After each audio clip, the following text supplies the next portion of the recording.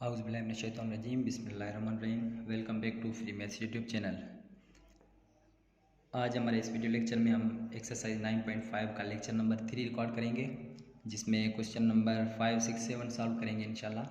तो सबसे पहले मैं जैसा कहता आ रहा हूँ आपसे कि प्लीज़ वीडियोज़ को लाइक और करें और चैनल को सब्सक्राइब करें प्लीज़, ताकि आपको वीडियोज़ मिलती जाएँ। तो हमारा मेन मकसद क्या है कि हम क्वेश्चन को सॉल्व करने आए, तो सबसे पहले उसकी तरफ चलते हैं जल्दी जल्दी में।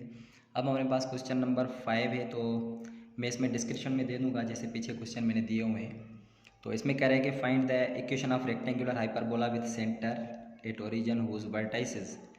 ये आपके पास है। Find equation of its conjugate hyperbola, also find equation of asymptotes of rectangular hyperbola. तो सबसे पहले मैं आपको डिफाइन करना चाह रहा हूँ कि आपके पास ये जो रेक्टेंगुलर हाइपरबोला है उसको हम क्या कहते हैं, कि रेक्टेंगुलर हाइपरबोला है क्या। तो मैं यहाँ पे सबसे पहले इसको सॉल्यूशन लिख के मैं थोड़ा साइड में आपको बता देता हूँ कि रेक्टेंगुलर हाइपरबोला मैं लिख लेता हूँ। रेक्टेंगुलर हाइपरबोला होता क्या है, जिसका याद कर लें कि कंजुगेट ट्रांसवर्स एक्सिस और ट्रांसवर्स या कंजुगेट एक्सिस दोनों इसके इक्वल हों तो इसको हम क्या कहते हैं कि ये आपके पास है ये रेक्टेंगुलर हाइपरबोला। याद कर लें, जिसका ट्रांसवर्स एक्सिस और कंजुगेट एक्सिस दोनों बराबर होंगे उसको हम क्या कहेंगे, ये रेक्टेंगुलर हाइपरबोला होगा।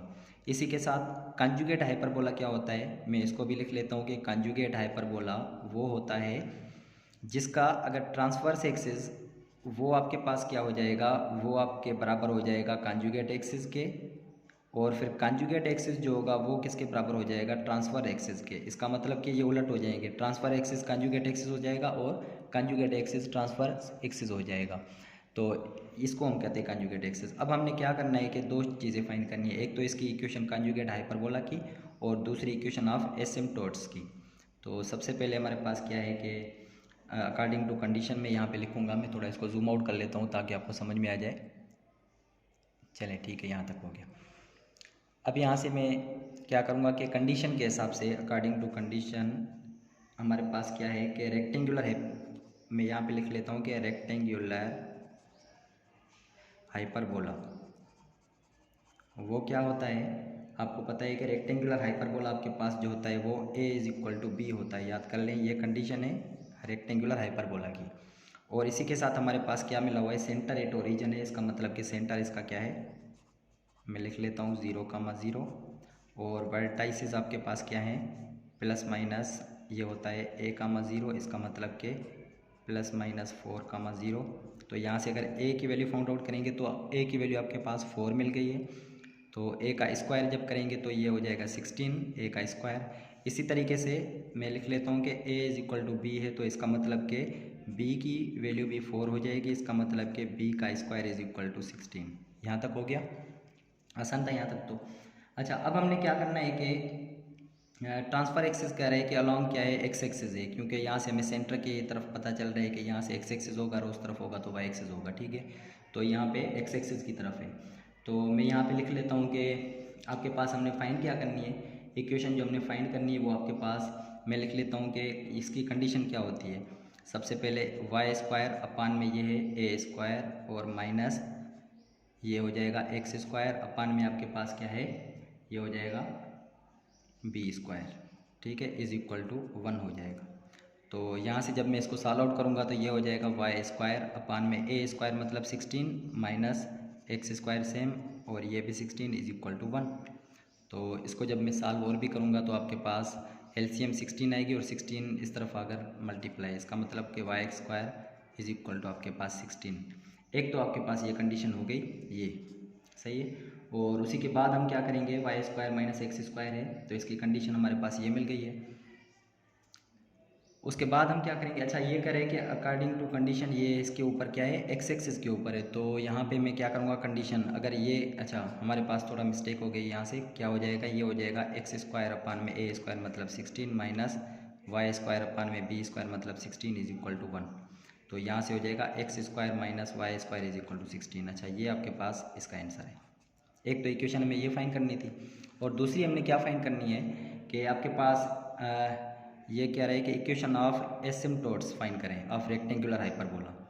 तो ये देखें कि कंजुगेट हाइपरबोला है, तो कंजुगेट हाइपरबोला में हम क्या करते हैं कि निशानी चेंज कर लेते हैं हम, और कुछ भी नहीं करते हैं। कंजुगेट है तो उसकी अच्छा यहाँ से फाइंड करनी है ना, तो उसके बाद ये इक्वेशन आ जाएगी आपके पास। क्योंकि कंजुगेट एक्सिस में कंजुगेट होता क्या है कि हम इसके साथ माइनस मल्टीप्लाई करवा देते हैं ना, तो ये आपके पास माइनस अगर मल्टीप्लाई करेंगे तो उस तरफ जाकर क्या हो जाएगा आपके पास, ये कंजुगेट एक्सिस में इनको सिर्फ रीअरेंज करते हैं, ये हो जाएगा एक्स स्क्वायर माइनस ये सेम इसको चेंज करेंगे तो यहाँ से ये इक्वेशन है, ठीक है। अब हम क्या करेंगे, इक्वेशन ऑफ एसिम्पटोट्स फाइंड कर रहे हैं हम, तो मैं यहाँ पे लिख लेता हूँ। तो ये इक्वेशन हमारे पास कौन सी होती है, ये आपके पास इक्वेशन जो होती है general form y is equal two plus minus आपके पास होता है a/b(x). तो जब मैं इसमें वैल्यूज़ पुट कर दूंगा तो आपके पास आंसर आ जाएगा, ये हो जाएगा y प्लस माइनस a की वैल्यू क्या है 16/16 x, तो यहाँ से कैंसिल आउट हो जाएगा, तो y इज इक्वल टू आपके पास आंसर क्या मिल गया है, y इज इक्वल टू आपके पास मिल गया प्लस माइनस x, तो आपके पास एक आंसर ये मिल गया। तो दो आंसर फाइंड करने थे तो हमने यहाँ तक कर लिए। इसका क्वेश्चन नंबर अगला हम सॉल्व करते हैं, तो चलते हैं क्वेश्चन नंबर 6 की तरफ। अच्छा, अब हमारे पास इसका क्वेश्चन नंबर 6 जो है उसमें कह रहे हैं कि आप क्या फाइंड करें, find eccentricity of hyperbola whose latus rectum जो है वो कह रहा है is double the transverse axis. Question number 6 को सॉल्व कर रहे हैं, ठीक है। तो अब हम यहाँ पे क्या लिखेंगे कि सबसे पहले ये हमारे पास लेटस रेक्टम की इक्वेशन पता है कि ये आपके पास होती है 2b² a, ये आपके पास है, सही है। और लेंथ ऑफ मैं लिख लेता हूँ कि लेंथ ऑफ ट्रांसवर्स एक्सिस वो आपके पास क्या होती है, लेंथ ऑफ ट्रांसफर एक्सिस आपके पास क्या है, ये है 2a, सही है। और उसके बाद फिर 2a तो है, अब फिर हम यहाँ पे लिखेंगे अकॉर्डिंग टू कंडीशन के हिसाब से क्या कह रहा है कि आपके पास लेटस रेक्टम जो है वो double of length of transfer axis है, तो डबल कर देंगे इसको तो ये हो जाएगा 2a हो जाएगा यहाँ से, सही है, ट्रांसफर एक्सिस। तो अब यहाँ से हम क्या करेंगे कि फाइंड आउट करेंगे इसमें, तो लेटस रेक्टम की यहाँ कंडीशन क्या है, मैं यहाँ पे लिख लेता हूँ 2b² is equal to 2 into 2 4 हो जाएगा, ये आपके पास a यहाँ से, सही है।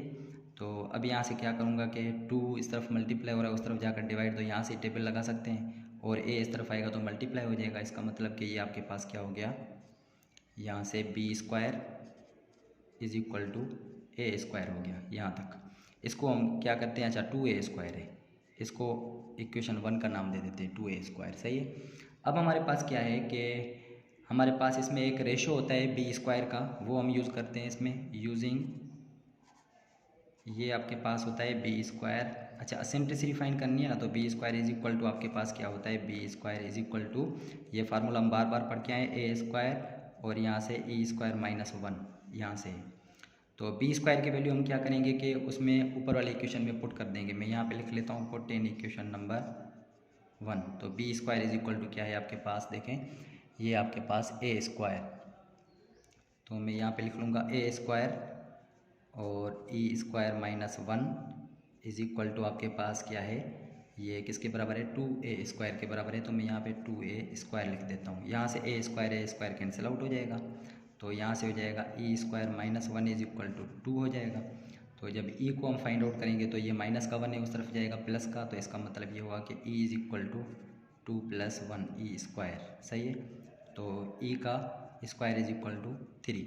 अब दोनों तरफ से हम क्या करेंगे कि ये आपके पास देखिए कि e² है, तो हम दोनों तरफ से रूट लेंगे तो इसका स्क्वायर कैंसिल आउट, इसका स्क्वायर, तो यहाँ से e एसेंट्रिसिटी हमने फाइंड करनी थी, तो आपके पास ये √3 में आ गया। तो यहाँ तक आपके पास ये भी हो गया क्वेश्चन नंबर, ये कौन सा है, 6 से, तो यहाँ आसानी से फाइंड हो गया। इसी तरीके से अगर हम क्वेश्चन नंबर अब चलेंगे क्वेश्चन नंबर 7 की तरफ, तो क्वेश्चन नंबर 7 में देखते हैं वो क्या कह रहा है। अच्छा, क्वेश्चन नंबर 7 में कह रहा है कि आपने क्या करना है, show that the eccentricities e1 and e2 of conjugate hyperbola satisfies relation e1² + e2² is equal to e1² और e2²। इसका रिलेशन आपने क्या करना है कि ये हमने इसको शो करना है, तो मैं शो करने लगा हूँ। तो यहाँ से लेट करते हैं कि 2 कंजुगेट एक्सिस, क्योंकि कह रहा है ना 2 कंजुगेट हाइपरबोलास, मैं यहाँ पे वो मैं लिख लेता हूँ। एक तो आपके पास क्या है, एक हो जाएगा x² में आपके पास क्या है a², minus Y square upon में B square is equal to 1। एक ये हो गया, और इसी का कॉन्जुगेट लेंगे तो माइनस से आप मल्टीप्लाई करा दे तो ये आपके माइनस का प्लस का हो जाएगा। इसका मतलब कि वाई स्क्वायर अपान में बी स्क्वायर, और ये माइनस का हो जाएगा एक्स स्क्वायर अपान में ए स्क्वायर। इसको हम equation number is equal to 1 दे देते हैं, इसको इक्वेशन नंबर 2 का नाम दे देते हैं। सही है। अब हमारे पास क्या है, इसमें कह रहे हैं कि आप इसमें एसेंट्रिसिटी आपके पास किसके बराबर है। एसेंट्रिसिटी एक होती है सी अपान ए इसमें, और अगर मैं दूसरी एसेंट्रिसिटी E2 की बात करूँगा तो इसकी एसेंट्रिसिटी आपके पास क्या हो जाएगी, यहाँ सी अपान ए है लेकिन यहाँ पे सी अपान बी हो जाएगी। सही है, एक तो आपके पास ये हो गई। अब हमने शो आउट क्या करना है कि E1 का स्क्वायर प्लस E2 का square is equal to E1 का होल स्क्वायर और E2 का होल स्क्वायर, ये शो करना है। तो मैं इसका लेफ्ट हैंड साइड ले लेता हूँ पहले, लेफ्ट हैंड साइड, और यहाँ पे इसका राइट हैंड साइड सॉल्व करूँगा। तो लेफ्ट हैंड साइड में है E1 का होल स्क्वायर प्लस E2 का होल स्क्वायर।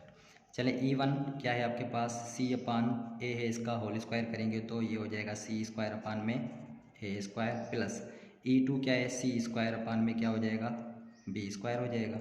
चले इसको सॉल्व करें तो आपके पास एलसीएम क्या आ जाएगी, ए स्क्वायर बी स्क्वायर, और यहाँ से ये इसके साथ मल्टीप्लाई तो ये हो जाएगा बी स्क्वायर सी स्क्वायर, प्लस ये इनके साथ मल्टीप्लाई तो ये हो जाएगा ए स्क्वायर और ये सी स्क्वायर। अब मैं यहाँ से क्या कर लूँ कि इन दोनों में से क्या कॉमन ले रहा हूँ मैं, देखें कि अगर मैं इन दोनों में से अगर सी स्क्वायर कॉमन ले लूँ तो ये आपके पास कुछ इस तरह से कंडीशन बनेगी, सी स्क्वायर में इसमें से कॉमन ले रहा हूँ तो आपके पास क्या, आपके पास देखें कि ये हो जाएगा बी स्क्वायर प्लस का आपके पास क्या है कि सी स्क्वायर, सी स्क्वायर गया, बाकी आपके पास बी स्क्वायर ए स्क्वायर अपान में आपके पास क्या है कि ए स्क्वायर और बी स्क्वायर। इसमें हम पढ़ के आए कि सी की इक्वेशन क्या है। अब यहाँ से हमें पता है कि सी स्क्वायर फिर किसके बराबर होता है, सी स्क्वायर हम पढ़ के आए कि ए स्क्वायर प्लस बी स्क्वायर।